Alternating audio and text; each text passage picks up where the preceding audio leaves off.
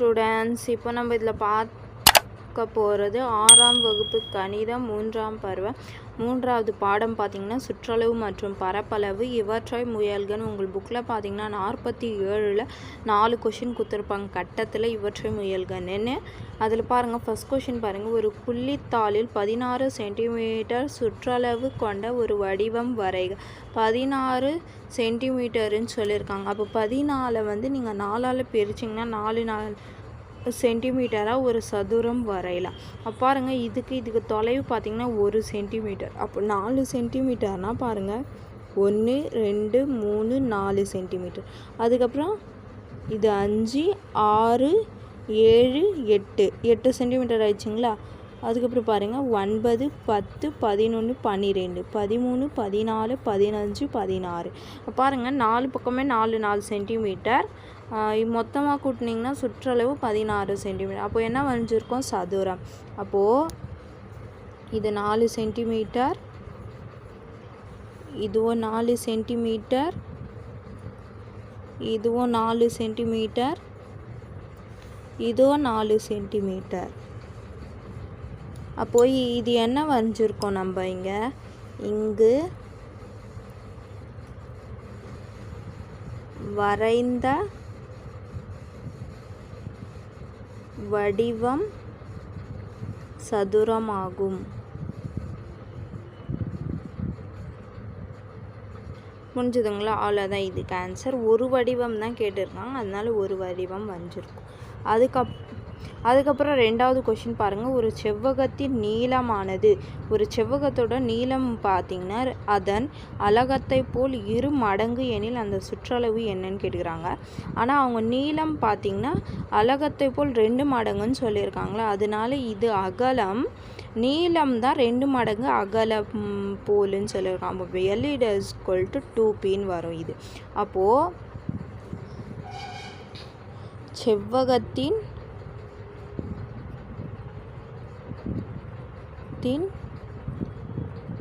நீளம் = அகலத்தை போல் 2 மடங்குன்னா 2Pன்னு வரும். 2 பெருக்கல் அகலம்.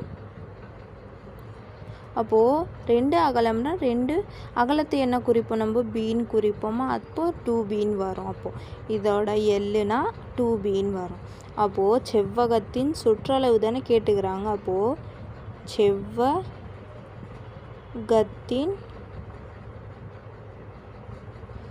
சுற்றளவு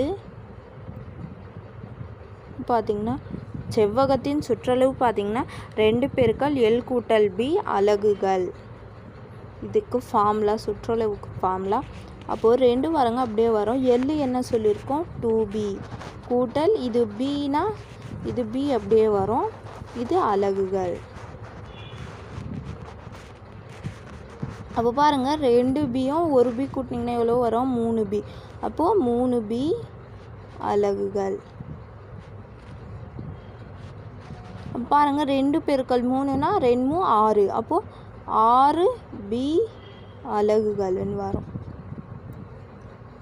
அப்போது இதோட செவ்வகத்தின் சுற்றளவு பார்த்திங்கன்னா 6B அலகுகள். அப்போது செவ்வகத்தின் செவ்வகத்தின் சுற்றளவு 6B அலகுகள். புரிஞ்சுதுங்களா? அவ்வளோதான் இது 2வதுக்கு ஆன்சர்.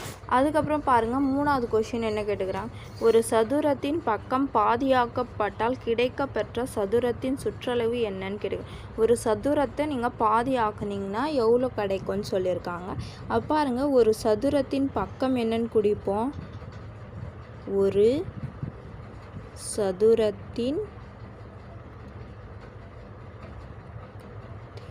பக்கம் வந்து எஸ்ன்னு நம்ம குறிப்போம், அது நம்ம எஸ்ன்னு எடுத்துக்கலாம். புரிஞ்சுதுங்களா? ஒரு பக்கம். அப்போது அதுக்குள்ள பாதி பண்ணிங்கன்னா என்ன வரும்? பக்கம் பாதியாக்கப்பட்டால் கிடைப்பது பாதி பண்ணிடுறோம். அப்போ என்ன வரும்? S/2 அலகுகள்னு வரும். அப்போ சதுரத்தின் சுற்றளவு பார்த்திங்கன்னா 4S. 4 ஏன்னா 4 பக்கமும் சமமாக இருக்கிறதுனால 4S. அப்போ சதுரத்தின் சுற்றளவு 4S அலகுகள். அப்போ பாருங்கள், எஸ்னா நம்ம இது எடுத்துக்கணும் ஒரு பக்கத்துக்கு. அப்போ இது பாருங்கள் 4 அப்படியே வச்சுக்கோங்க. பெருக்கல் எஸ்ஸுக்கு பதிலாக என்ன எடுத்துக்கலாம்? S/2 அலகுகள். அப்போது 1 2 2 2 2 4. அப்போ மீதி என்ன வருது? 2S அலகுகள். அப்போது therefore இதுக்கு ஆன்சர் பார்த்திங்கன்னா பக்கம் பாதி ஆக்கப்பட்ட சதுரத்தின் சுற்றளவு 2S அலகுகள் ஆகும். புரிஞ்சுதுங்களா? அவ்வளோதான் இதுக்கு ஆன்சர். அப்புறம் பாருங்கள், 4வது கொஷின் என்ன கேட்டுக்கிறாங்க? ஒரு முக்கோணத்தின் அனைத்து பக்கங்களும் சம நீளமுடையவை எனில் அதன் சுற்றளவு என்னன்னு கேட்டுக்கிறாங்க. ஒரு முக்கோணத்தோட 3 பக்கமும் சமம்னு சொல்லியிருக்காங்க. அப்போது அதோட சுற்றளவு என்னன்னு கேட்டுக்கிறாங்க. அப்போது 3 பக்கமே சமம் இருந்துச்சுன்னா அந்த முக்கோணம் சமபக்க முக்கோணம்னு நம்ம சொல்லுவோம். இது இரண்டாம் பருவத்தில் 6th ஸ்டாண்டர்ட்லேயே நீங்கள் படிச்சிருப்பீங்க. 2ஆம் பருவத்தில் படிச்சிருப்பீங்க. அப்போ பாருங்கள், ஒரு முக்கோணத்தின்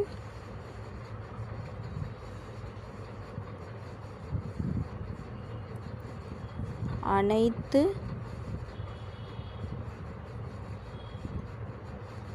பக்கங்களும்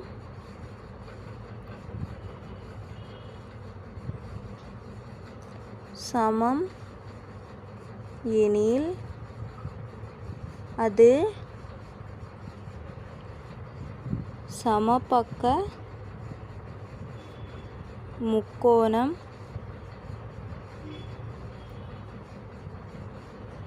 ஆகும். புரிஞ்சுதுங்களா?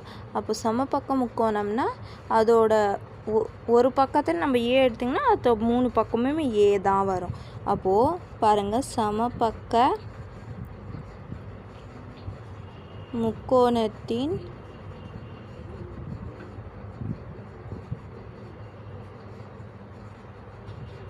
ஒவ்வொரு பக்கமும்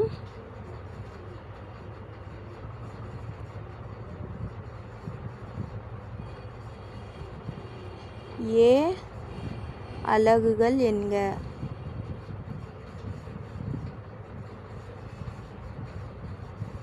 அப்போ முக்கோணத்தின் சுற்றளவு பார்த்திங்கன்னா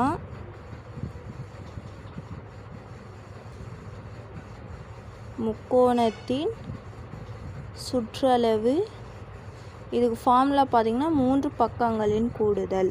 இப்போ 3 பக்கங்களின் கூடுதல். அப்போது 3 பக்கமுமே சமம்னா 3 பக்கமே ஏ தான் வரும். அப்போ ஏ கூட்டல் ஏ அலகுகளின் வரும். அப்போ என்ன வருது? கூட்டினீங்கன்னா 3A அலகுகளின் வரும். அப்போது பார்த்திங்கன்னா therefore முக்கோணத்தின்